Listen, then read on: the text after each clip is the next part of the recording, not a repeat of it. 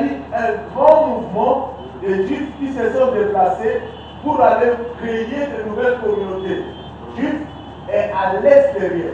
Mais le développement proprement dit, quand nous allons parler, l'ensemble, on peut parler de l'ensemble, mais on parle beaucoup plus de développement à partir de ça. Et nous allons voir maintenant les églises, les communautés qui sont implantées ailleurs. Donc, on va commencer à élire les évêques. Nous avons maintenant les évêques, vous êtes les bishops. Ne dites jamais que vous êtes évêque bishop. Ne dites jamais ça. Ok? Non. Si quand même quand on parle révérend, si vous êtes révérend tel, pas révérend pasteur. On dit pasteur ou révérend. Hein? Donc, il y a à cette époque, il y avait les évêques, maintenant il y a ce qu'on appelle les sentinelles, les anciens. Parmi les anciens, on choisit un qui était comme le maître pour diriger l'église. C'est cette période-là va commencer et ça sera beaucoup plus structuré après la mort du dernier apôtre. Après la mort de Jean, c'est alors que cette structure va commencer à être beaucoup plus établie. Mais d'une manière informelle, on a déjà commencé à faire ça après l'expansion ou la fuite des Juifs de Jérusalem vers le monde. On dit vers le monde et nous autres nous refusons ça parce que le monde existe. Ce n'est pas seulement là où les gens qui ont écrit ce que nous disons sont. Ok? Il y a dit quelque chose d'autre. Nous avons cette période ici. Nous allons revoir ça après. Nous avons, quatrièmement, nous avons l'homogénéité de l'Église en Europe. Hégémonie. Hégémonie. Hégémonie de l'Église en Europe. Là, nous avons l'an 800. Nous allons jusqu'à 1300.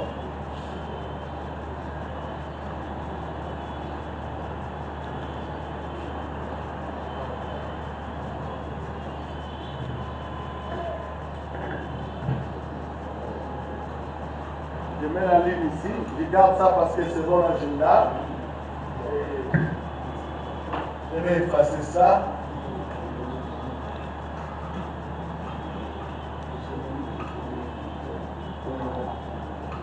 Il y a ça, et il y a aussi d'autres périodes qu'on appelle dislocation de l'Église à l'Occident. Chaque 5, il y a dislocation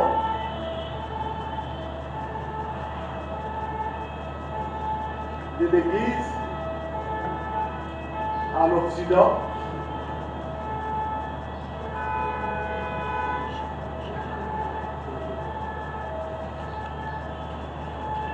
Là, nous avons 1300, nous allons 1345. 6, nous avons la période Église post.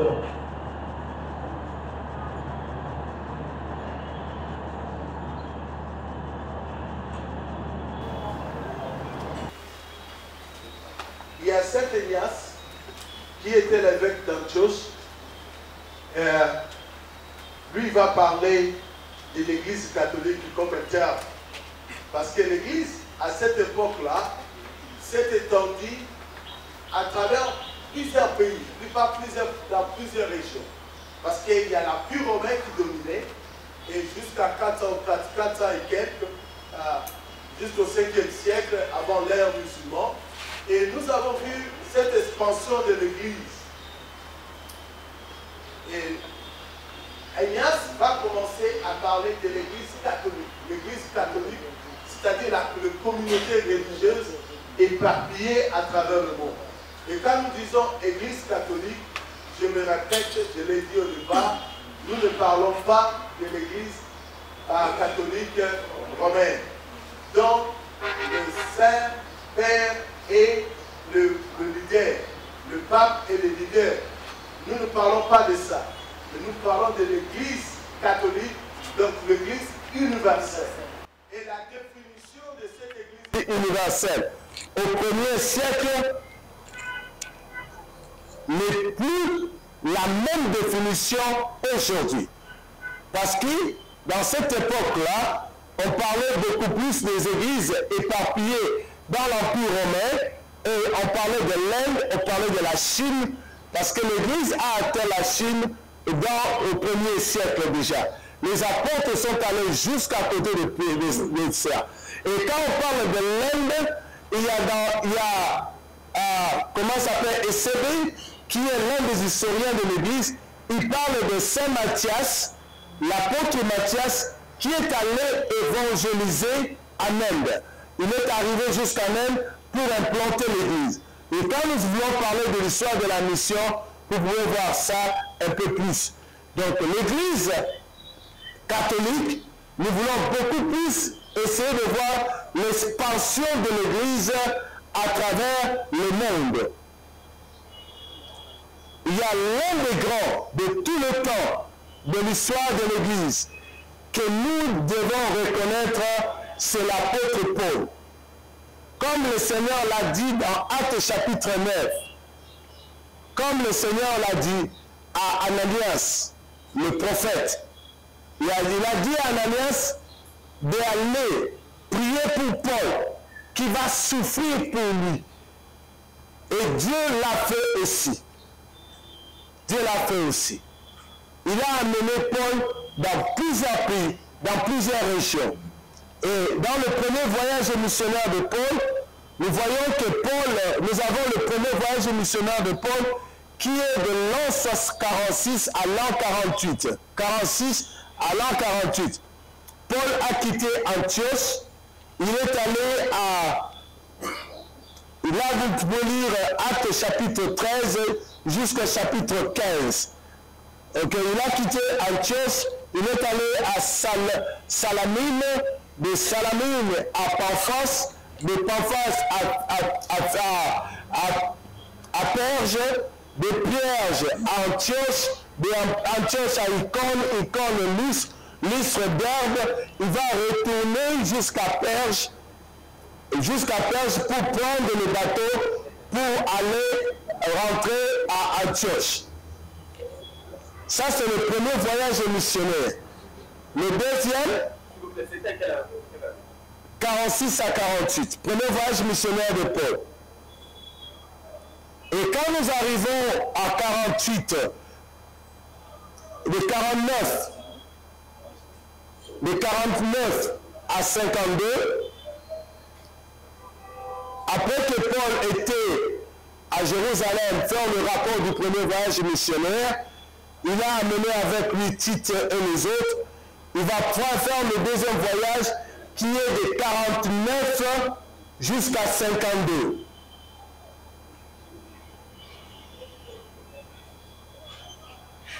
De 49 à 52, ça c'était l'un des longs voyages missionnaires de Paul qu'il a fait. Et quand il est rentré, et il sera arrêté et mis en péril par les Romains. Voilà ce qui va se passer. L'Église, quand vous lisez l'histoire de l'Église, l'Église s'est élargie plutôt en allant vers l'ouest, c'est-à-dire vers l'Asie mineure, vers l'Europe et vers l'Asie. Et l'Église est allée vers le sud, c'est-à-dire vers l'Afrique du Nord. L'Afrique du Nord.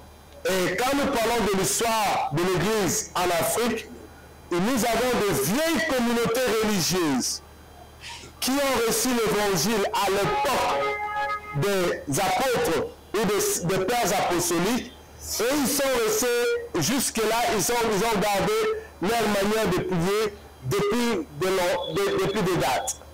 C'est comme si vous êtes en Égypte, il y a l'église coptique qui prie autrement. Si vous êtes mon ami sur Facebook, comme les autres l'ont fait, si vous fouillez dans mes photos, l'année passée, non, c'était l'année passée, non, l'année 2021, par curiosité, je suis allé prier dans une église coptique égyptienne aux États-Unis, à Saint-Marc.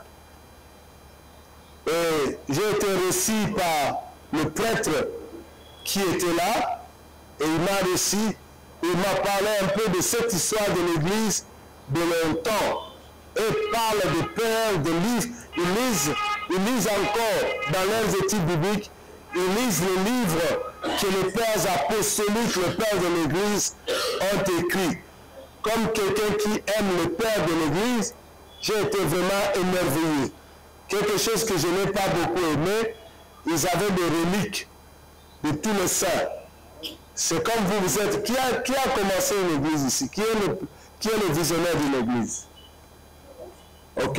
Donc, ce qui veut dire qu'à votre mort, vous ne serez même pas enterré. On va prendre le morceau de vos corps, qu'on va emballer, que nous allons commencer à distribuer partout là où vous et votre église. Vous voyez un peu? C'est comme ça qu'ils ont fait. La plupart des grands que Dieu a élevés, que Dieu a utilisés avec une onction particulière, ces gens-là, la majorité du temps, leur cercueil n'est qu'un symbole. Mais eux-mêmes, le corps est déchiqueté et divisé parce que ce sont des hommes qui ont vu l'onction de Dieu. Voilà à peu près ce que j'avais prévu pour aujourd'hui.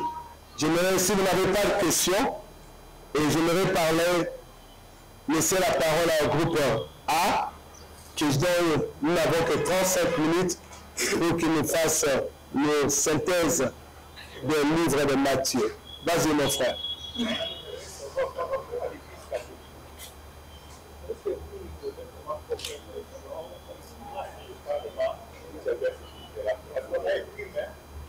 Non, l'Église catholique, j'aimerais tout d'abord garder la notion que nous tous, nous faisons partie d'une même Église.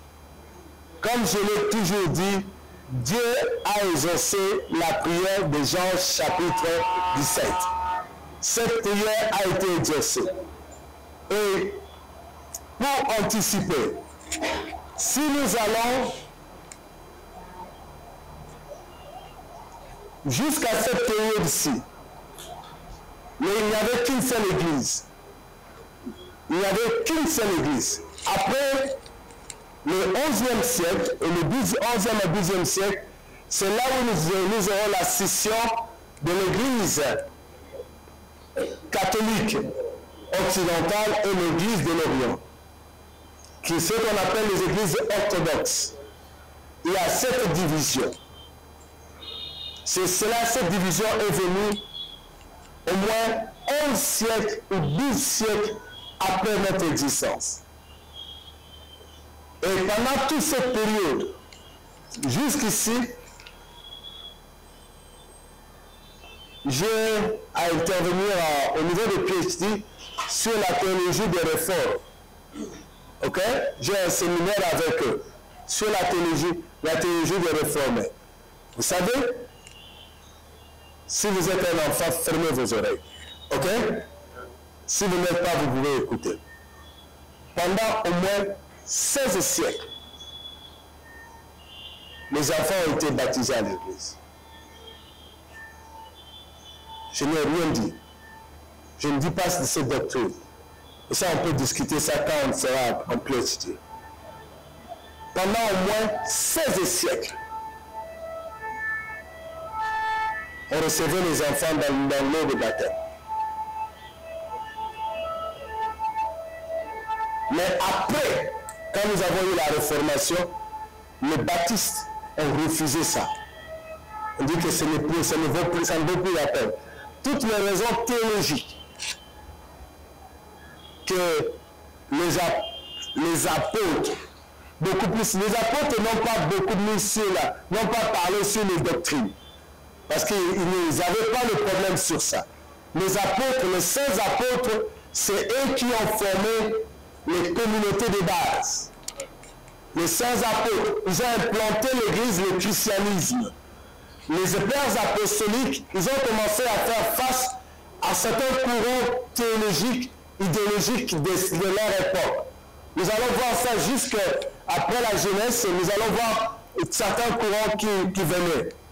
Et après cette période, nous avons les pères de l'église qui ont restructuré l'église et qui ont commencé à parler du développement de l'église, comment l'église doit s'organiser, et ce débat vient sur pied. L'église catholique, l'église était une. Et vous allez me poser la question sur le plan prophétique. Sur le plan prophétique, l'Antichrist viendra, va prôner sur l'unité de l'église. C'est là qu'il va régner. L'Antichrist, quand il va revenir, il va prôner sur l'unité de l'église. Et c'est là qu'il va régner. Sur le plan prophétique. Quand vous lisez le livre d'Apocalypse, nous sommes appelés à travailler ensemble et nous sommes appelés à être très prudents de rester ensemble. Je ne sais pas ce que je peux vous dire. Mais si je savais, j'allais vous dire. Ok? Mais Dieu nous appelle à rester ensemble. Mais c'est très dangereux de rester ensemble parce que le pouvoir corrompt. Avant que Jésus revienne, nous venons de souligner que c'est lui qui viendra donner l'unité de l'Église. Il va venir prendre son Église. Prendre son Église et en faire l'unité. Et quand il viendra, c'est alors celui qui va venir avant lui, l'Antichrist, qui va régner, même dans le temple de Dieu. À ce moment-là, cet Antichrist et que le Christ viendra écraser. Je n'ai pas terminé ma petite pensée.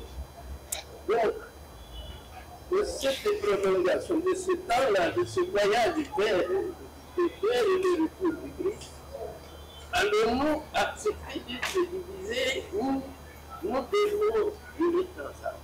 Parce que nous mettre ensemble pose des problèmes. Nous sommes contre ce que l'on appelle l'écuménisme. L'écuménisme, c'est que je ne m'abuse pas. Et alors, groupe 1, j'aimerais vous voir devant, s'il vous plaît, l'équipe.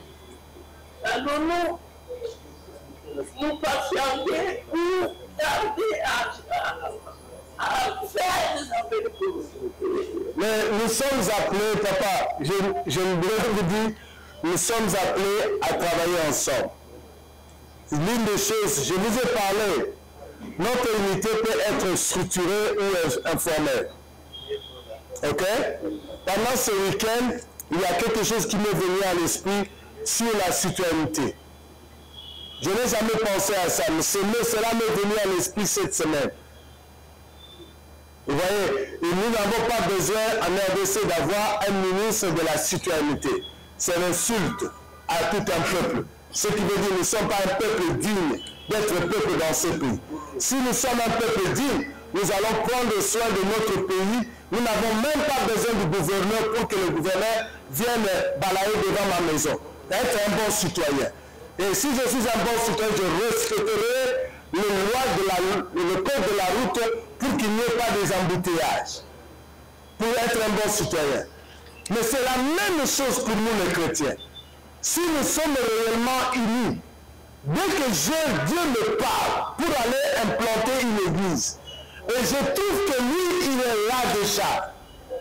Pourquoi dois-je venir me combattre? Je sais qu'il est le fils de mon Père qui est au ciel. Et il prête Jésus mort et ressuscité. Ce qui est plus aberrant même. Comme moi je viens des États-Unis, je pousse ce moyen que lui, qui est mon frère, né de ma mère église, né de mon père Jésus-Christ de Nazareth, le Dieu créateur des cieux et de la terre. Et comme moi j'ai plus de moyens de réussir de ce monde, j'ai des baffles et quand nous chantons, nous prions, toute sa congrégation ne peut que suivre mes prédications et nos chants. Donc, qu'est-ce qui se passe? Les membres vont commencer à se dire où est-ce que nous sommes. Les païens qui nous regardent, ils nous regardent dans l'œil, est-ce que ces gens connaissent Dieu? Ok?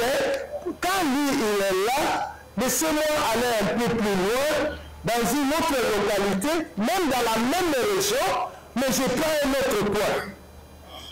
Dans l'église avec laquelle nous collaborons aux États-Unis, s'appelle l'église réformée. Si vous avez une église, voilà leur stratégie d'implantation. Ils ont implanté une église ici, ils vont là 1 kilomètre, 1 kilomètre. Une autre église, 1 kilomètre, 1 kilomètre. Dans n'importe quel rayon, il veut avoir des églises. Et quand là va 1 kilomètre, là va 1 kilomètre. Donc pourquoi vous savez ce qu'il faut? Il veut saturer le monde avec l'évangile. Et on appelle la région dans laquelle nous retrouvons, on appelle ça Bible Belt. Donc la ceinture de la Bible. Donc le pays, toute la région est évangélisée d'une manière structurée. Et nous avons le moyen, je vous dis la vérité. Frère, rappelle-moi encore votre nom s'il vous plaît. Le prénom c'est Daniel. Père Daniel, hein? Retenez ceci, bien-aimé. Retenez ceci. Nous sommes appelés à évangéliser cette nation d'une manière structurée. À quelle enseigne nous sommes obligés de pas seulement prêcher l'évangile, mais de parler de valeurs chrétiennes auprès de cette population. Et si nous les faisons d'une manière organisée, sans compétition, sans gloire personnelle, celui qui a 10 membres a 10 membres, celui qui en a 100 a 100, celui qui a 300 a 300, celui qui a 10 000 a 10 000, celui qui a 20 000 a 20 000. Moi, je m'en fous de ça. Le dimanche avant, pas le dimanche passé, l'autre dimanche là, j'ai prêché 25 personnes. Le dimanche qui a suivi, j'ai prêché 3000 personnes. Dans 2 cultes différentes. 3000, 6000 personnes. Est-ce que le message change? Non. Non.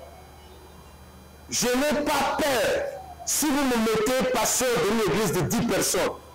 Et je suis pasteur dans une église qui a moins de morts. Je n'ai pas peur de ça.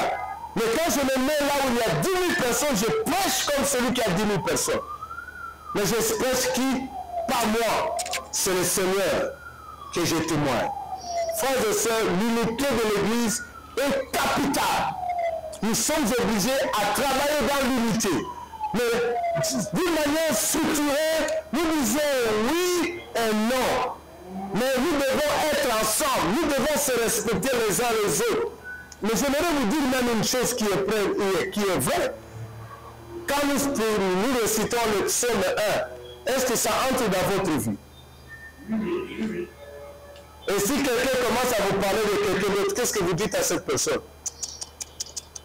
Est-ce qu'on peut changer de conversation, s'il vous plaît? C'est ce que nous voulons de vous. Et si quelqu'un dit que je le suis, et vous savez que vous devez accepter la confession de cette personne. Selon Romain, nous dit que si vous croyez dans votre cœur, vous confessez dans votre vie, et je le crois. La réalité de l'intérieur, je n'ai pas le pouvoir de connaître, c'est à Dieu de le faire. Mais moi, je me limite au témoignage que vous m'avez donné.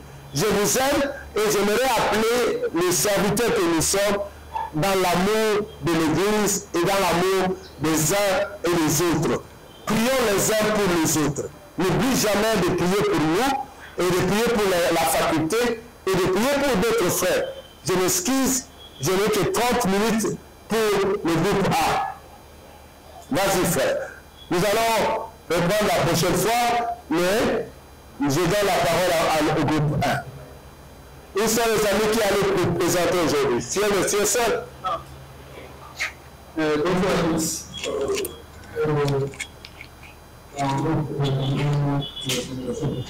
Et le président du groupe qui est présenté, qui est présenté aussi le groupe. Mais aujourd'hui, avec notre équipe qui est là déjà, le premier jour de l'exposé, nous avons exposé du premier jusqu'au 8e chapitre. Le deuxième jour de l'exposé, c'était du 9e jusqu'au 15e chapitre. Et aujourd'hui, nous allons exposer en commençant du 16e jusqu'au 28e chapitre. Alors, nous avons 3 intervenants. le premier intervenant, moi-même, je suis là, et les deux autres intervenants vont passer et vont exposer aussi leur partie. Je vous souhaite bonne attention à tous.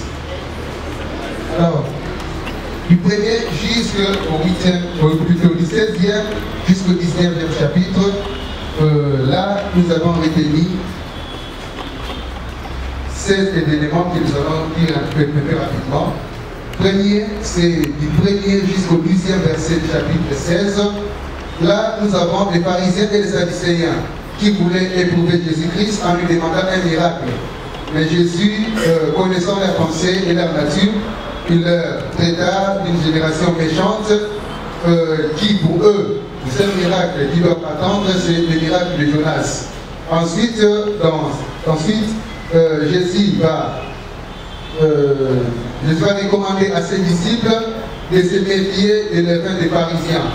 Et il va par la suite expliquer ces levains des pharisiens qui n'étaient que des enseignements des pharisiens.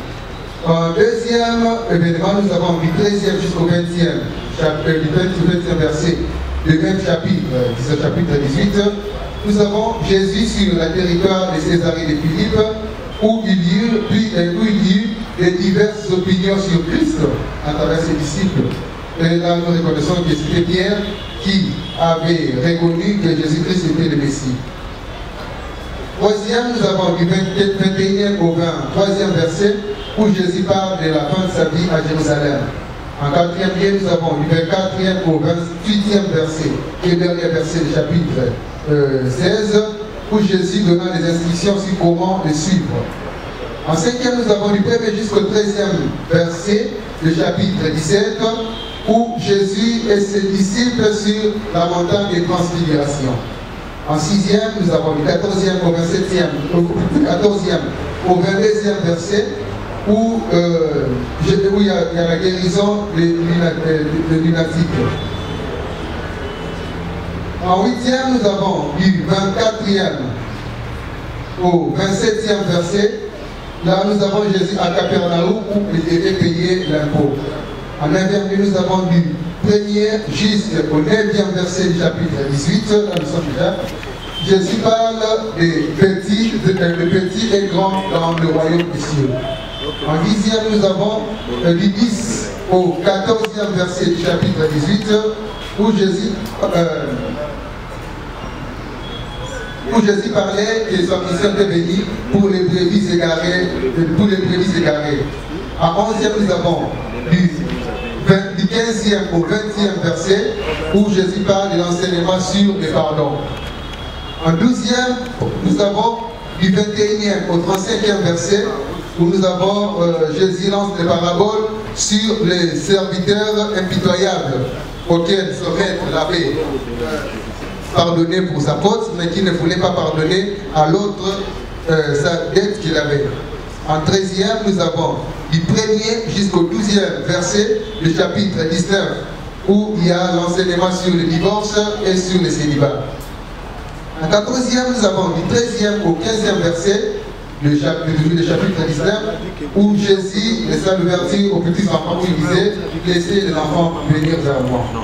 En 15e, qui est notre avant-dernier point, nous avons du 16e jusqu'au 26e verset, où nous avons le jeune homme riche qui venait auprès de Jésus-Christ pour demander comment faire pour entrer dans le royaume des cieux. Et en 16e, nous avons du 27e au 30e verset, qui est le dernier verset du chapitre 19, où Jésus parle de l'héritage de toute personne qui ont tout laissé pour le suivre. Je dis et je vous remercie. Et passons la parole au deuxième intervenant. Bonjour. Nous continuons avec cette même pensée pour parler de Matthieu chapitre 20 jusqu'au chapitre 24. Donc, faisons le résumé de notre évangile. Commençons au chapitre 20, du 1er jusqu'au 16e verset. On nous parle de la parabole des ouvriers de la ville. En personnage, nous avons le maître de la ville et les ouvriers. Et ici, le message, Jésus parlait du royaume des cieux. Il donne l'exemple d'une ville dont le premier et les derniers ouvriers sont payés de la manière convenue avec le maître d'ouvrage. Du verset 17 jusqu'au verset 19, Jésus annonce de nouveau sa mort. Du verset 20 jusqu'au verset 28, personnage, nous avons Jésus, la mère du fils des Zébédée et les deux fils. Le message de Jésus enseigne sur la grandeur. Là, nous citons le verset 26, là où Jésus dit, celui qui veut être grand parmi vous, qu'il soit serviteur des autres. Dans le verset 29 jusqu'au verset 34, le personnage, nous avons Jésus et le désaveugle. Au chapitre 21, on parle de dernière scène de Jésus. Du 1er jusqu'au 11e verset, nous avons l'entrée triomphale de Jésus. 12e verset jusqu'au 17e verset, nous voyons Jésus au temple. 18e verset jusqu'au 21e verset, on nous parle de figuier sèche. C'est là où Jésus enseigne aux disciples ce qui concerne la foi. Du 23e verset jusqu'au 27e verset, nous voyons la mise en doute de l'autorité de Jésus par les sacrificateurs et les anciens du Père. Du 28 jusqu'au 32e verset, on nous parle de la parole de deux fils. Et la parole de deux fils. Dans le 33e verset jusqu'au 46e verset, on parle de la parabole des vignerons. Chapitre 22, du 1er jusqu'au 14e verset, on nous parle de la parabole de noces. Du 15 jusqu'au 22e verset, on nous parle de tribut à César. 23e verset jusqu'au 3e verset, on nous parle du mariage et la résurrection. 34e verset jusqu'au 40e verset, là on nous parle de plus grand commandement. Là où je cite, là où Jésus est en train de dire, tu aimeras ton Dieu plus que toute autre chose, tu aimeras ton Dieu de tout ton cœur, de toute ton âme et de toute ta force. Et il dit, tu aimeras ton prochain comme toi-même. 41e verset jusqu'au 45e verset, Jésus interroge le pharisien. Chapitre 23, du 1er jusqu'au 12e, on parle du péché des pharisiens. 13e verset jusqu'au 36e verset, là on parle des 7 reproches de Jésus. 37e verset jusqu'au 39e verset, Jésus se lamente sur Jérusalem. Et le chapitre 24, qui est le dernier chapitre, on nous parle des signes de la fin. Merci beaucoup, je vous remercie.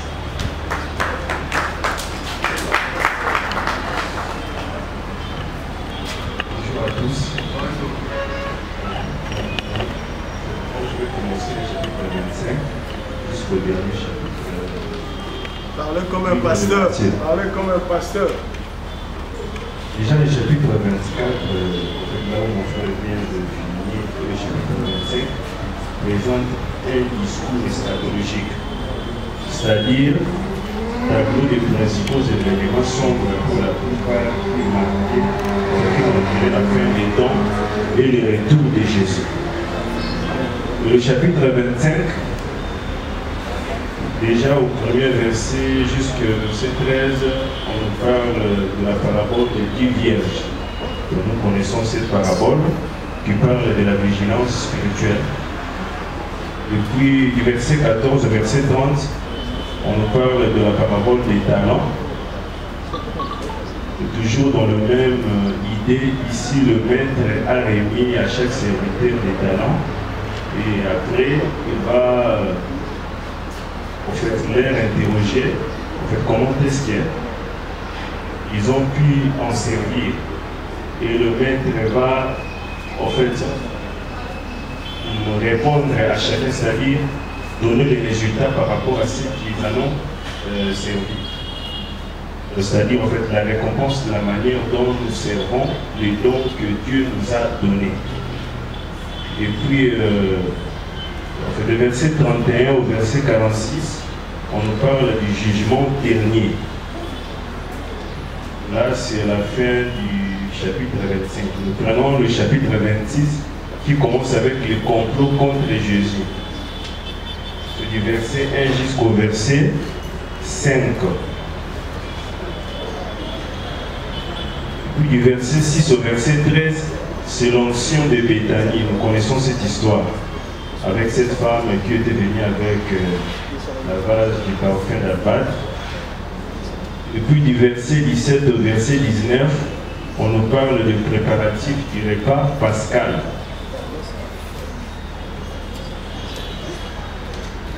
Pardon. Institution de l'Eucharistie, autrement appelée la Sainte Seine. Et puis, du verset 30 au verset 35, l'annonce du reniement de Pierre à Gethsemane, verset 36 à 46. Et puis, l'arrestation de Jésus. Là, c'est le verset 46 jusqu'au verset 56. Du verset 56 au 68, Jésus devant le Sanhédrin. Et puis du verset 69 à 75, les reniements des pierres. Là, c'était le chapitre 26. Nous commençons le chapitre 27 qui commence avec les procès matinales devant le Sanhédrin. Et puis, il y a aussi un point, Jésus conduit devant Pilate. C'est juste les deux versets, du premier au deuxième verset. Et puis la mort de Judas, verset 3 au verset 10. Et puis Jésus devant Pilate, là ça commence du verset 11 jusqu'au verset 14.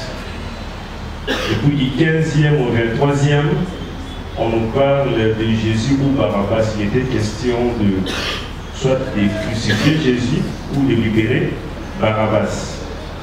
Et puis nous prenons le couronnement d'épines. Ça commence du verset 27 jusqu'au verset 31. Et puis nous entrons sur le chemin de Golgotha. Sur le chemin du Golgotha, littéralement appelé lieu du crâne. Ça prend le verset 31 jusqu'au verset 32e. Et puis nous commençons le verset 33 au 37e, les crucifiements, autrement appelé la crucifixion. Jésus en croix est insulté, verset 38 au verset 44. Et puis du verset 45 à 56, la mort de Jésus. Maintenant, l'ensevelissement de Jésus prend le verset 57 à 61. Et nous passons au verset 62 à 66 qui nous parle de la garde du tombeau.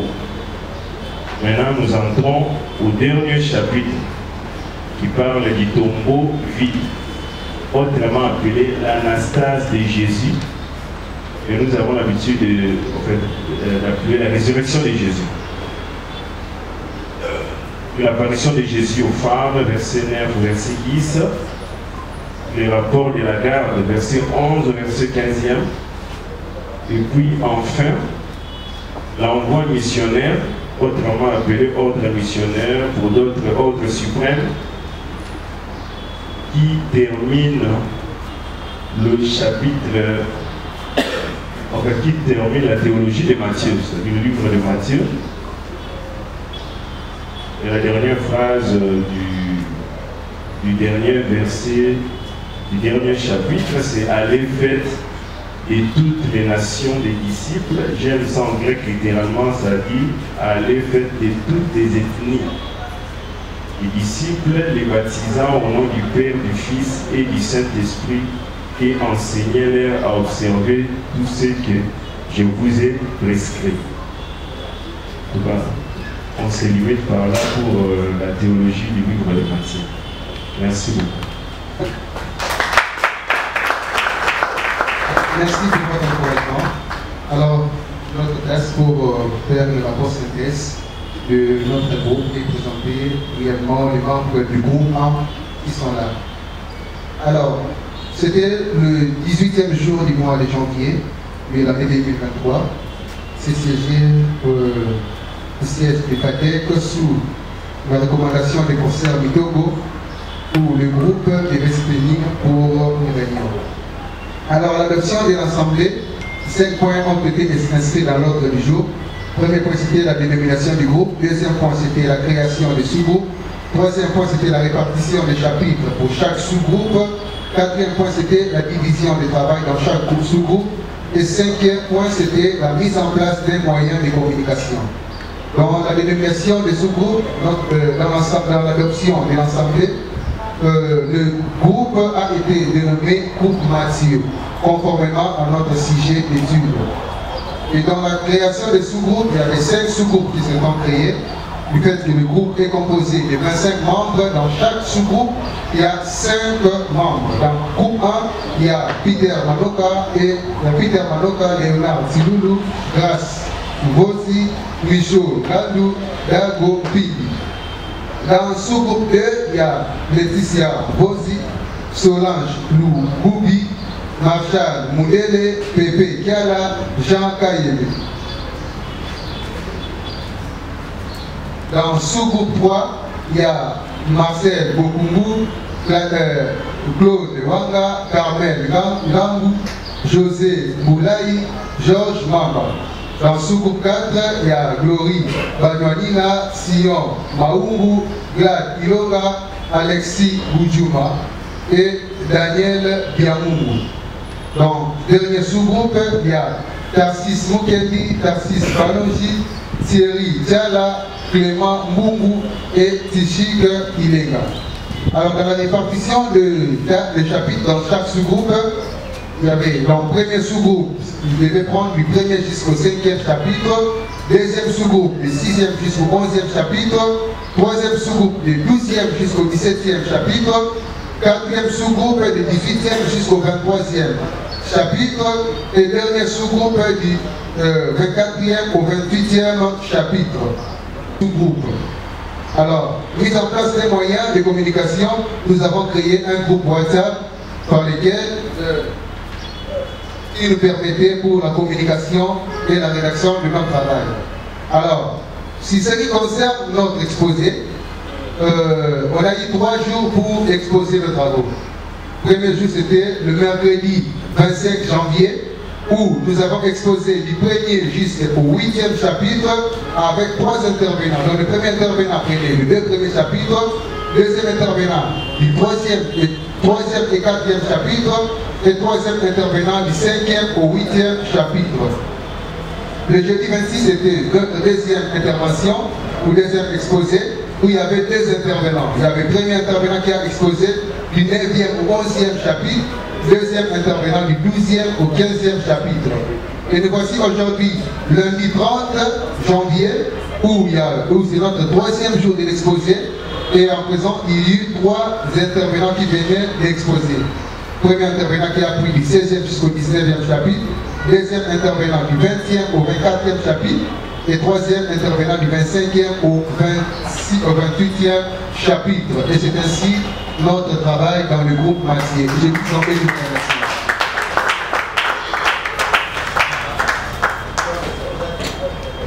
Merci. Les amis qui sont dans le groupe, pas de quoi. Nous allons quand même les remercier pour ce travail abattu et nous sommes dans la joie que vous avez pu lire le livre de Matthieu. Un bon serviteur de Dieu, nous sommes appelés à lire la parole de Dieu, afin que cette parole demeure en nous. Et comme la parole demeure en nous, nous n'allons pas parler d'autre chose, si pas seulement de la parole. Merci beaucoup. Il y a un aumônier pour aujourd'hui.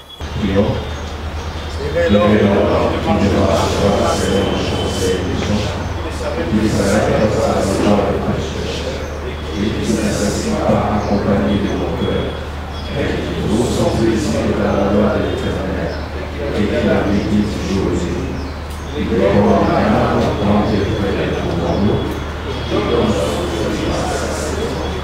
dans le village de ses victoires, et surtout qu'il n'allait pas ainsi le chant, sans avoir la bataille des enfants.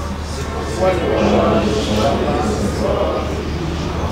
Et cherche à s'assembler, car l'Éternel envoie la joie et la gloire de l'éternel. Amen. Nous allons terminer.